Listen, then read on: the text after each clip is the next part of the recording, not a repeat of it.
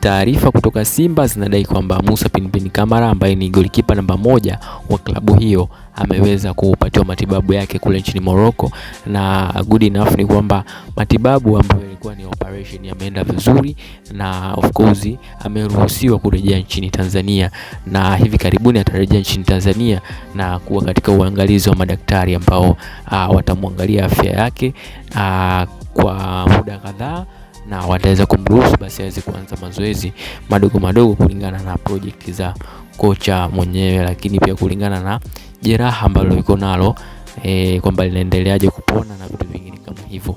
Imekuwa ni fault ama heartbreak kubwa sana kwa mashabiki wa Simba kwenye upande wa goalkeeping, kwa sababu inaonekana kwamba Yakubu hana uzoefu mzuri kwenye michuano ya kimataifa. Kwa hiyo amekuwa na makosa madogo madogo na makosa mbalimbali ambayo amekuwa akiyafanya, na amekuwa akigharimu sana klabu ya Simba. Kwa hiyo kurejea kwa Kamara kuna leta chachu ya kuweza kupata asilimia zile za ushindi katika ulinzi wa goli la Simba, kwa sababu amekuwa ni mtu ambaye ana skills na ni mtu ambaye ana uzoefu mkubwa sana. Nafikiri pia Simba waliweza kumsajili kutokana na mashindano ya kimataifa ambayo wamekuwa akiyashiriki mara kwa mara, kwa ndo akaona kiwango chake na vitu vingine kama hivyo. Kwa hiyo Kamara ni moja kati ya magolikipa ambao wanahitaji heshima kubwa sana ndani ya Simba na pia katika taifa lake ambalo amekuwa akilichezea.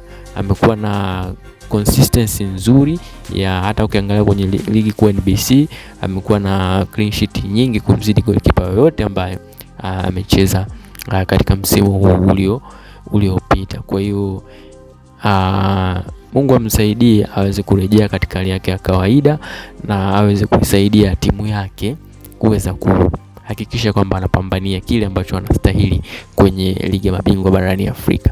Ikumbuke tu Simba imepoteza mechi moja ya makundi, lakini pia imebakiza mechi 5 mkononi ambazo ni 2 za home lakini 3 za away.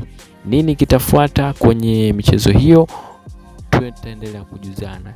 Tafadhali subscribe. Hii ni NTV na angusha comment yako hapo chini.